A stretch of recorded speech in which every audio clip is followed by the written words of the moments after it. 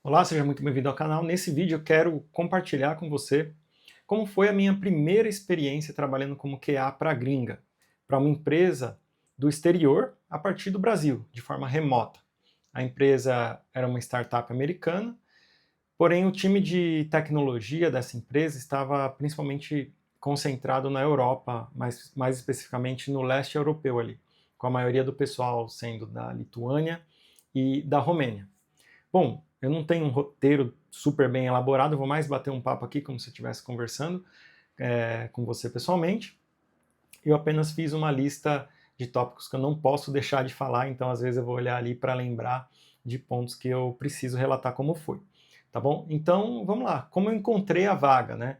Como essa vaga chegou até mim? Eu estava num momento legal da minha carreira, eu trabalhava como analista sênior no Banco Itaú, e a gente sabe que no setor bancário os salários já são bons, os benefícios são ótimos. Enfim, eu não esperava naquele momento sair da empresa e talvez eu estava pensando mesmo em fazer uma longa carreira lá no banco, né? Eu realmente estava gostando muito, estava mais de um ano já trabalhando no banco, mas como QA também, né? Mas meu LinkedIn eu sempre mantenho ele ativo por questões de networking também e por já ter aprendido a lição de que por mais que às vezes a gente está num lugar que a gente já gosta, que a gente quer ficar ali, não quer sair, né? Às vezes pode aparecer oportunidades melhores do que a gente imagina que possam até existir, né? E foi mais ou menos isso que aconteceu. Surgiu uma oportunidade, uma abordagem ali no LinkedIn que eu não podia deixar passar. Simplesmente eu não podia ignorar e seguir minha vida. Eu tinha que saber o que tinha ali por trás, né? Eu tinha que enfrentar aquilo e aí, como normalmente eu faço, faz as entrevistas, tudo mais. Se for avançando e se eu passasse na entrevista, passasse no processo seletivo, aí eu decidiria o que fazer. Pois bem, comecei sem muita pretensão e por meio de uma abordagem no LinkedIn, e eu fui passando de cada etapa, enfim, já vou comentar como foi cada etapa da entrevista, e chegou o fatídico momento em que eu recebi a aprovação e a oferta. Aí eu tive que realmente decidir, conversei muito com a minha esposa, a gente analisou os prós e contras, e eu decidi arriscar, decidi sair do banco e entrar numa startup americana. Né? Normalmente a gente sabe que startup opera no prejuízo, né, com investimentos. E eu estava saindo de algo bem estável, um maior banco da América Latina. Porém, o que me chamou a atenção na vaga? Né? Não vou mentir, o que mais me chamou a atenção foi o salário.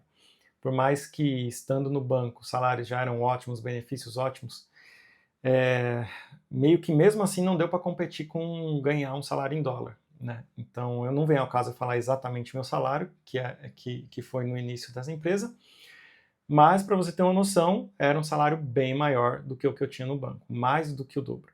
Tá? Então, mesmo eu pagando todos os impostos por minha conta, mesmo não tendo benefícios como VA, VR, nem plano de saúde, nada, tudo por minha conta quando você trabalha nesse modelo.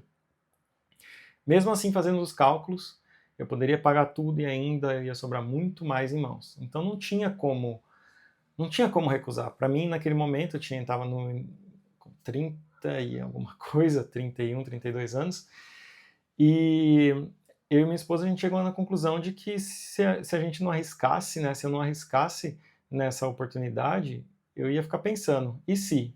E se eu tivesse ido para essa oportunidade?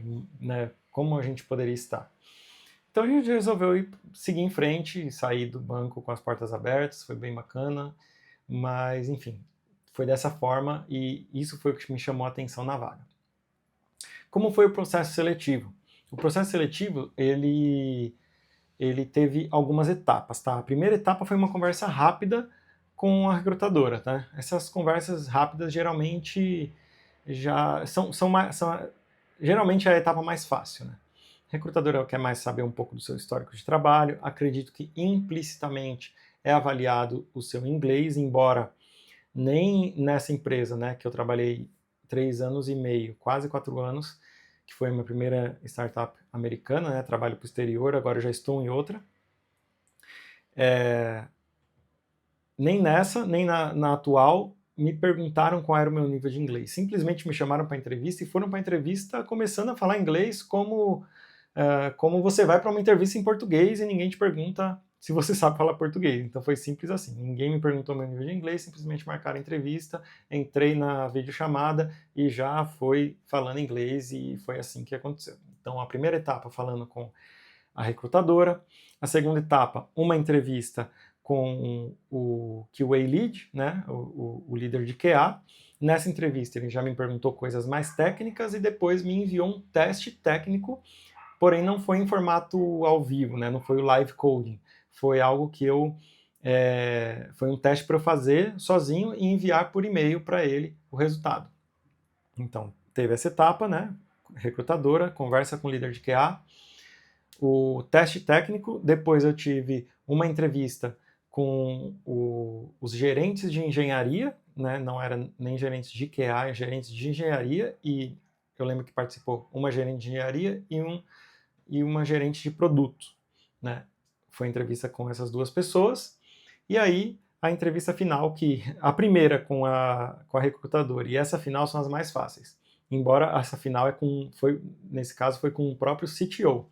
Mas é basicamente só para o cara ver sua cara e não ver se, tipo, não fui com a cara dele ou se não é completo maluco. Mas essa pessoa já passou por todas as etapas anteriores.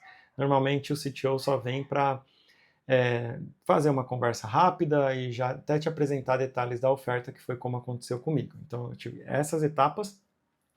O teste técnico não foi tão fácil, porque não envolveu coisas que eu conhecia, mas pelo fato de eu fazer em casa sozinho, não foi live coding, eu tive tempo de estudar e implementar o que foi pedido. Eu lembro que nesse dia eu fiquei até 2 da manhã resolvendo esse teste. Não era super complexo, mas eram coisas que para mim ali eu não tinha um domínio na hora. Então eu meio que tive que aprender e aplicar e responder nesse teste técnico. Tá? Próximo tópico. Sobre o que eu imaginava, como que eu imaginava que seria trabalhar com pessoas estrangeiras, né? No caso, a empresa é americana, mas eu estava trabalhando com pessoas europeias, majoritariamente europeias, né? Tinham brasileiros também, mas a maior parte eram pessoas da Lituânia e também da Romênia. Eu não tinha muita expectativa, eu não sabia muito bem o que esperar. Eu sabia que ia ter sim algumas questões culturais que eu ia ter que me adaptar e ia descobrir com o tempo, mas eu fui encarando e vivendo um dia após o outro, né? Então eu não sabia muito bem. Eu sabia que algumas pessoas falam que são pessoas um pouco mais diretas, um pouco mais frias, e realmente isso acontece, mas eu achei isso bom, né? Não sei se é porque o meu jeito é um pouco mais introvertido, mas eu achei isso bom. É direto ao ponto, cada reunião é direto ao assunto, não tem muito floreio em volta do que tem que ser dito. É dito e pronto, é aquilo e pronto, e segue o trabalho. Se é um feedback tanto positivo quanto negativo, é dito na lata para você e a partir dali continua tudo como estava antes, mas o que é para ser dito é dito na lata, sabe? Sem muito rodeio, igual a gente aqui no Brasil, a gente está mais acostumado a ter que passar um pouquinho, né, para florear um pouco mais as nossas palavras, para a pessoa não se sentir magoada. Lá não tem muito disso. E, assim, choques culturais no ambiente de trabalho, foi um tema que eu anotei aqui. Eu acredito que teve 2 choques principais de cultura e de ritmo de trabalho que eu senti. Primeiro, por ser uma startup, eu estava acostumado a trabalhar em empresas grandes brasileiras. Então, trabalhei no Itaú, trabalhei na TOTUS, trabalhei na Lynx. Então, são empresas com milhares de funcionários, são empresas com processos, vários processos, e isso faz com que as coisas não andem tão rápido. Foi a primeira vez que eu trabalhei numa startup. Então, quando eu cheguei e vi o ritmo que as coisas aconteciam, e também a certa autonomia que você já tem para, tipo, tive uma ideia de fazer uma coisa, vai lá e implementa, faz, já mostra o resultado, já... E a mesma coisa,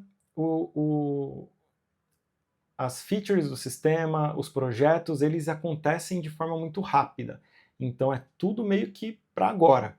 Tem uma coisa acontecendo, você já tem que testar, você já tem que automatizar aquilo. Enfim, a dinâmica de trabalho, o ritmo numa startup é muito mais puxado. E eu acredito que eu senti isso no começo, tanto é que no começo, essa questão de ritmo, eu tive uns feedbacks negativos, tá, sobre a minha performance, e isso me abalou um pouco, porque teve a questão de eu ter largado um trabalho sólido, fixo, tal, para eu, né, arriscar nesse. Então eu fiquei um pouco, sim, preocupado na época, mas eu me superei, né?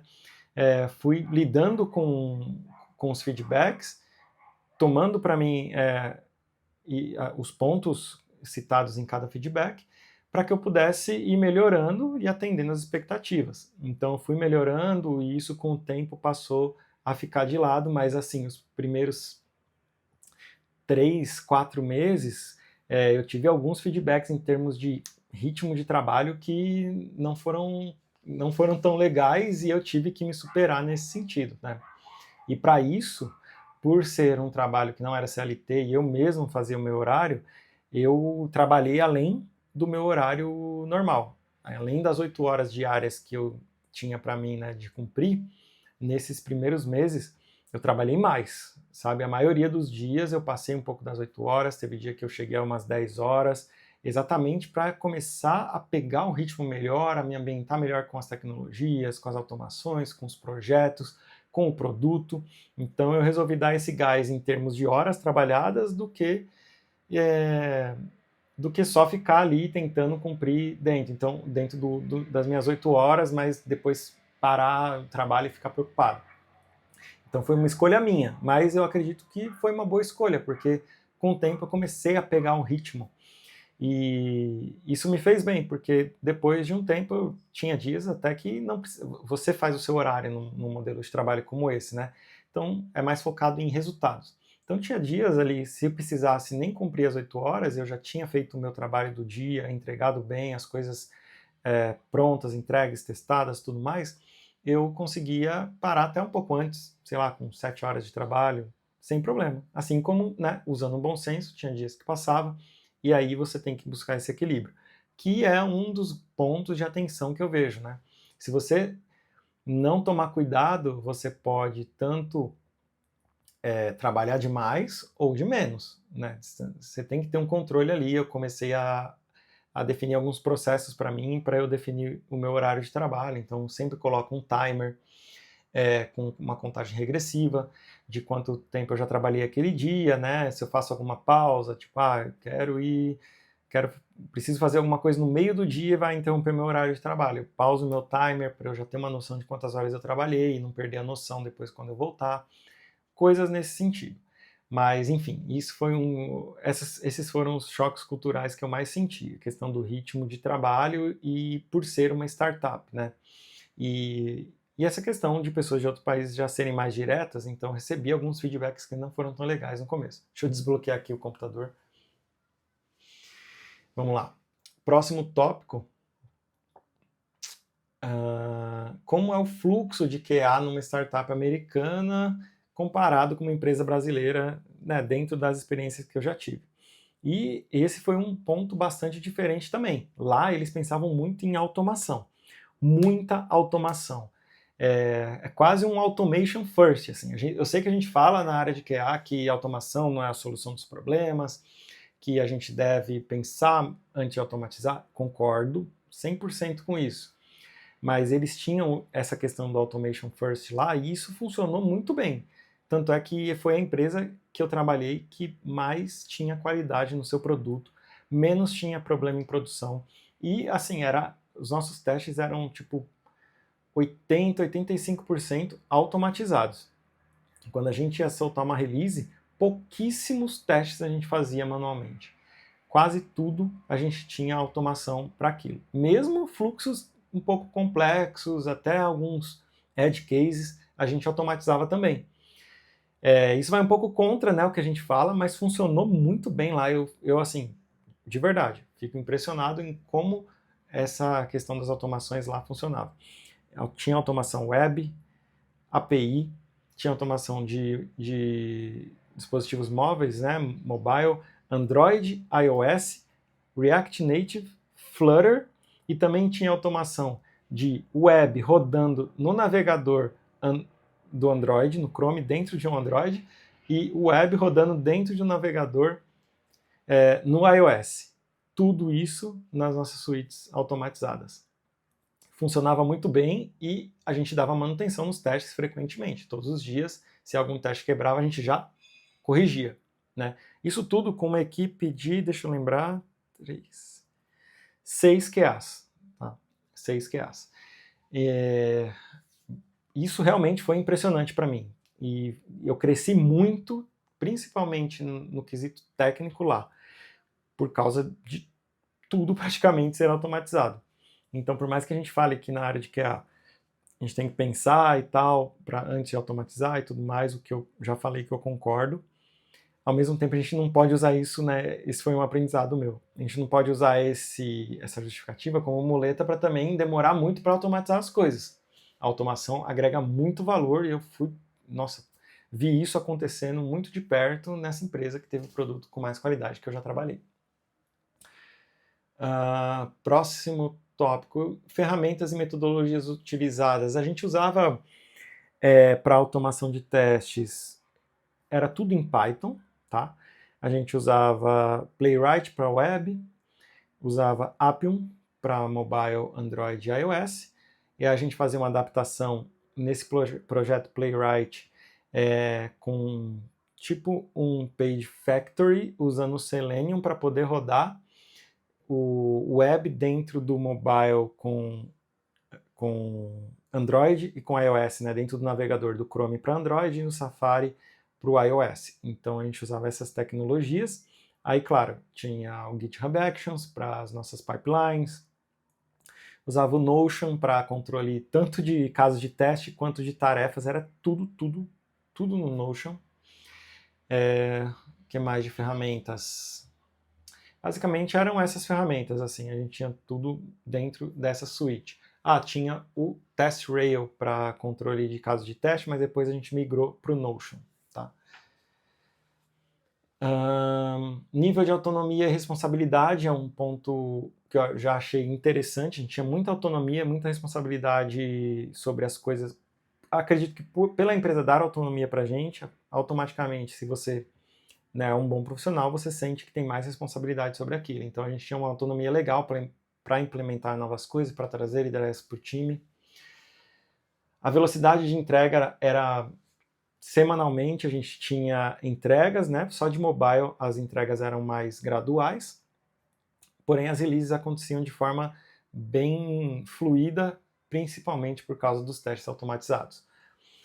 Outro tópico, como foi trabalhar falando 100% inglês. Não vou falar que foi 100% inglês, porque tinha alguns brasileiros e às vezes tinha um brasileiro no time, e às vezes quando a gente se falava só entre nós dois, obviamente a gente falava em português, tá? Mas 95% era em inglês, 95%. Reuniões, pessoas que a gente tinha que falar que não eram brasileiros, né? Ou conversas em chats abertos, né? Eram tudo em inglês. E foi uma experiência muito legal, eu cresci muito no meu inglês, acredito que o meu inglês hoje é muito melhor do que há 4 anos atrás, porém está longe de ser o melhor inglês do mundo. Porém é mais do que suficiente para trabalhar para fora. Tive mais dificuldade no começo, porque assim, embora eu tenha aprendido inglês desde muito jovem, fazia um tempo que eu não trabalhava usando inglês todos os dias, então no começo foi um pouco mais difícil, às vezes dá aquele branco, tal, em termos simples e tudo mais, você dá aquela volta, né, com palavras que você já conhece e tudo mais e consegue se sair da situação. A maior dificuldade que eu tinha era com 2 pessoas da empresa, ainda bem que eu não tinha que falar com elas todo dia. 2 pessoas da empresa que eram inglesas, porém, na verdade, eram escocesas. E o sotaque era muito difícil de entender, assim, eu tinha muita dificuldade de entender aquelas pessoas. Tinha mais ingleses lá, que conseguia entender bem, mas esses que eram da Escócia, nossa, teve reuniões que eu tinha o Google Meet lá e tem um recurso de closed captions no Google Meet. Só com essas pessoas eu precisava usar aquele recurso. E mesmo assim, eu me perdia um pouco no que elas estavam dizendo. E aí, claro, não tem problema, pede para repetir, faz parte, entendeu? Inclusive, esse é um ponto muito importante, né? Eu vejo muita gente que trava, às vezes já tem um nível de inglês mais do que suficiente para trabalhar para fora, mas não vai porque acha que não é suficiente. Mas você precisa se expor para melhorar, entendeu? Então, se você já tem o mínimo ali necessário, se expõe que você vai melhorando no decorrer da jornada. Mas foi bem bacana trabalhar 100% em inglês. Hoje em dia é natural para mim, quando começa uma reunião aqui, trocar do português para o inglês, consigo numa boa. Como eu falei, se um dia vocês verem eu falando inglês, eu ainda cometo erros, ainda não é, tá longe de ser perfeito, mas com certeza é mais do que o suficiente para conversar com qualquer pessoa sobre qualquer assunto.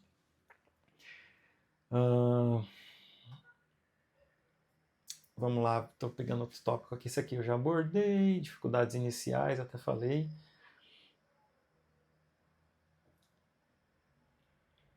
O time era multicultural. Isso foi interessante, porque tinham pessoas de vários países diferentes, né? E eu via que eu tinha mais facilidade de entender o inglês de uma pessoa que era de um país em que a língua nativa não é o inglês, do que de pessoas em que a língua nativa era inglês. Então eu tinha que falar com ingleses, né? Pessoas mesmo da Inglaterra, do Reino Unido, ou com americanos, eu tinha um pouco mais de dificuldade de entender do que, por exemplo, o pessoal da Lituânia, que todos lá, até onde eu sei, aprendem inglês desde muito cedo, mas por não ser a língua nativa deles, de alguma forma eu tinha mais facilidade de entendê-los do que nativos. Mas isso foi melhorando ao longo do tempo, hoje já tenho uma compreensão legal, mesmo com nativos, ainda mais porque atualmente na empresa que eu estou atualmente, a maioria são americanos mesmo. Então, acabei desenvolvendo bastante o listening nesse sentido, né? Próximo tópico. Pagamento, contrato e a rotina. Como funcionava o pagamento, né, nessa empresa trabalhando para o exterior? O pagamento ocorre a cada 15 dias, né? E o tipo de contrato que eu tinha lá, eu era um contractor, e para você trabalhar para o exterior, tem empresas que te pagam por hora. Essa empresa não, ela tinha um salário fixo por mês que ela me pagava, independente se tinha feriados, independente se eu tirei alguns dias de folga esse mês, eu sempre recebia o mesmo salário fixo dividido em 2, então eu recebia 2 vezes no mês ali. Tem empresas que é por hora, e aí se você tem algum dia que você não trabalhou, enfim, ou precisou sair, enfim, não trabalhou o dia inteiro, aí essa empresa vai pagar só as horas trabalhadas. Mas não era o caso dessa empresa, dessa primeira empresa que eu trabalhei, nem da que eu estou atualmente, ambas têm esse mesmo modelo. O salário fixo no mês, ela paga pela sua entrega, na verdade, né? Como eu falei, tem dias que eu passo um pouco do horário de trabalho? Tem. Tem dias que eu faço um pouco menos? Tem. Tem dia que eu preciso sair para ir no médico e não dá para cumprir as 8 horas, nem esticar um pouco? Tem também, mas o meu compromisso maior é com as minhas entregas, com o que eu me comprometo a entregar para o time. E claro, tem horários de reuniões que eu preciso estar e tudo mais. Mas isso é um ponto também muito diferente. As reuniões, pelo menos nessas 2 experiências que eu tenho, né, eu estou focando em falar da primeira, as reuniões extremamente curtas e poucas reuniões. Isso foi, assim, uma surpresa muito boa, né, porque eu estava acostumado, nas empresas brasileiras que eu já trabalhei, a passar metade do dia ou mais em reunião, a ponto de, tipo, no horário que você tinha sem reunião, você está esgotado mentalmente para, de fato, fazer o seu trabalho. E nessa empresa, né, nessa primeira startup, as reuniões eram tipo meia hora no máximo, e eles faziam de tudo para cancelar a reunião.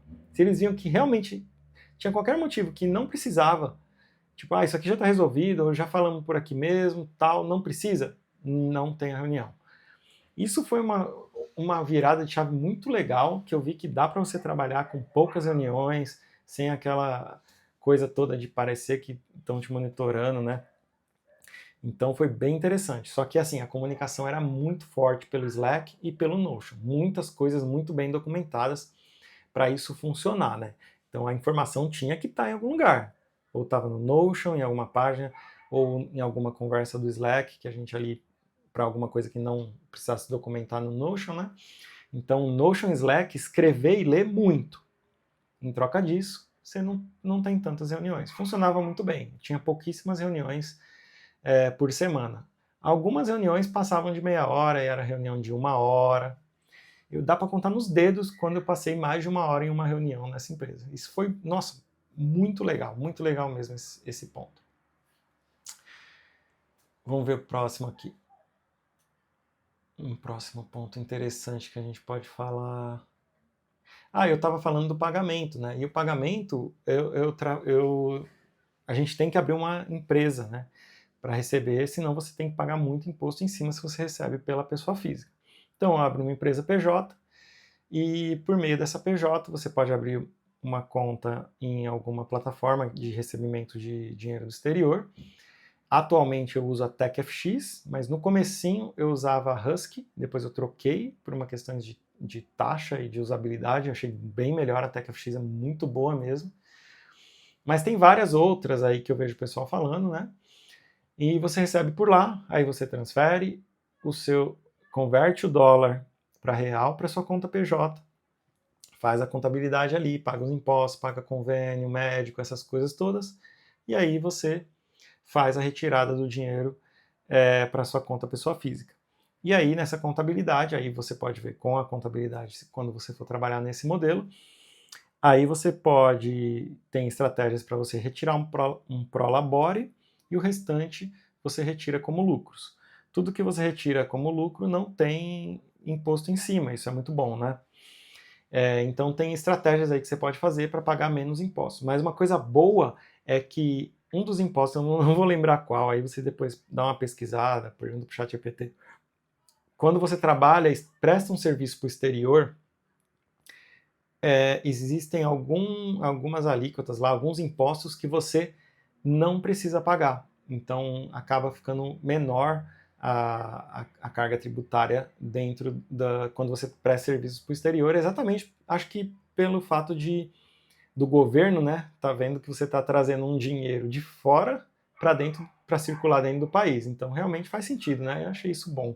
Raramente a gente vê no Brasil um caso onde você tem que pagar menos imposto, né? Esse é um deles, quando você trabalha e presta serviço para o exterior. Basicamente isso, mas dá para fazer um vídeo só sobre essa questão de recebimento, impostos e tudo mais, mas não vem ao caso aqui nesse.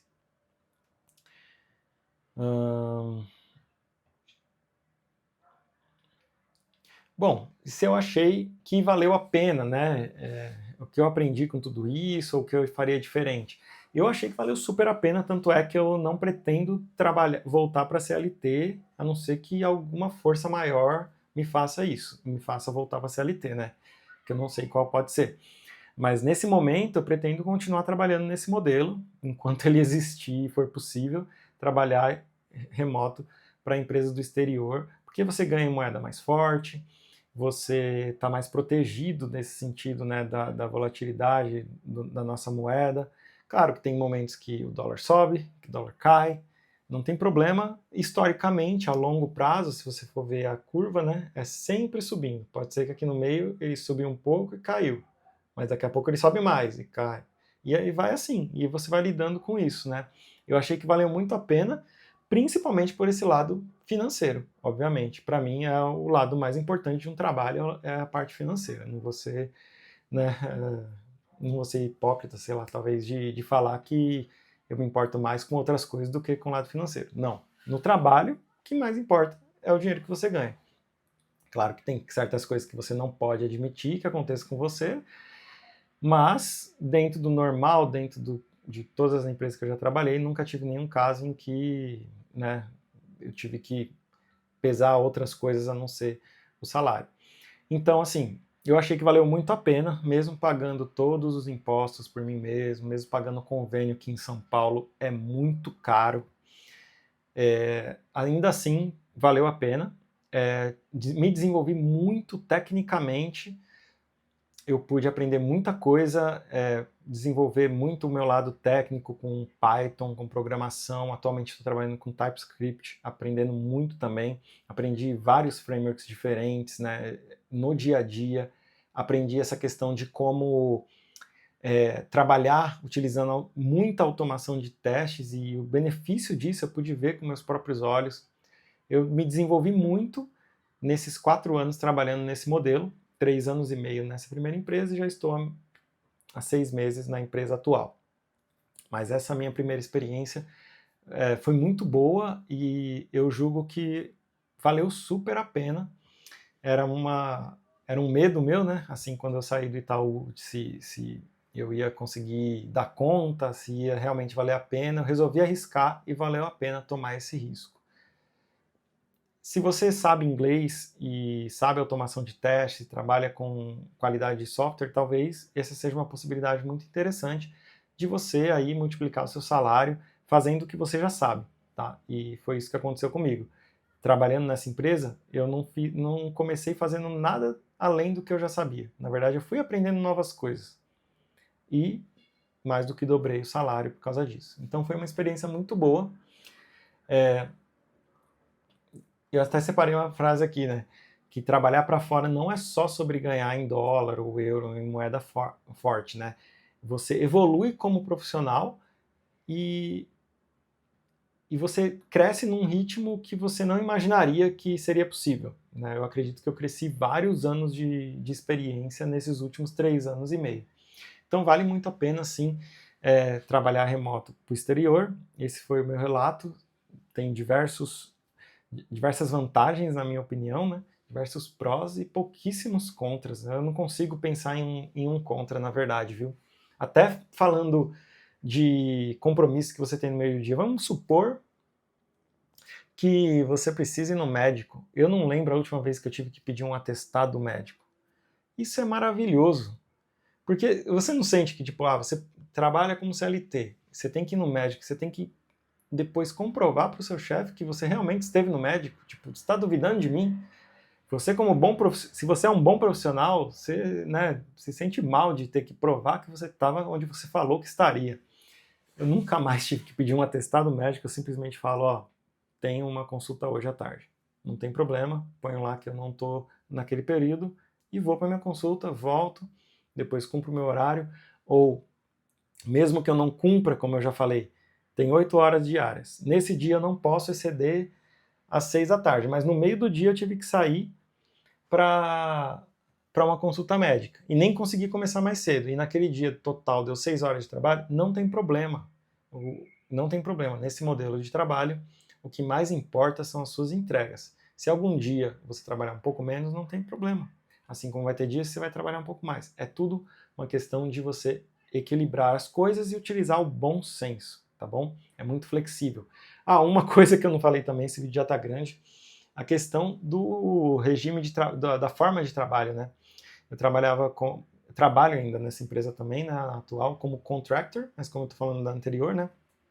Por isso que eu falei trabalhava. E eles têm o regime de PTO, Paid Unlimited PTO, na verdade. É como se fosse férias ilimitadas ou tempo off ilimitado. Então eles não limitam quantos dias você pode tirar no ano. Você simplesmente tem que alinhar com o seu time. Se você, esse mês quero tirar 3 dias de folga, pode tirar. Você, daqui 2 meses eu quero tirar uma semana, pode tirar. Então eles não limitam uma quantidade. Claro que tem um bom senso, você não vai ficar 3, 4 meses fora durante um ano inteiro, né? Então por isso que tem esse bom senso. Eles falam unlimited para realmente passar essa questão de ser flexível. E isso é muito legal, né? Tipo, eu não tenho que programar minhas férias. Se surge alguma oportunidade de uma viagem daqui 1, 2 meses, eu consigo já aproveitar aquela oportunidade, eu aviso no trabalho, né? Organizo com o meu time e consigo sair, entendeu? E outras coisas também, tipo pequenos períodos no ano, os feriados você pode tirar. Então, é uma flexibilidade muito legal de quando você pode tirar, é você que escolhe, você que alinha com o time e segue o seu trabalho dessa forma, tá? Então, tem empresas que funcionam de outra forma, como eu falei, mas tanto a anterior que eu trabalhei, né, que esse vídeo é sobre, quanto a atual, que eu estou há 6 meses, funcionam dessa forma, eu acredito que é uma excelente forma. Você recebe o seu salário sempre fixo, por mais que, tipo, esse mês eu tirei 2 semanas de férias. Você pode tirar períodos maiores também. Você vai receber seu salário inteiro, normal, tá bom? E não tem 13º, obviamente, porque não é CLT. Então, nos seus cálculos, você tem que contar que você não vai receber um salário a mais no fim do ano, né? Então, tem tudo isso.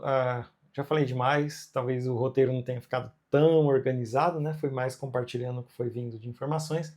mas a ideia era realmente ser como se fosse uma conversa aqui com você que está me assistindo, tá bom?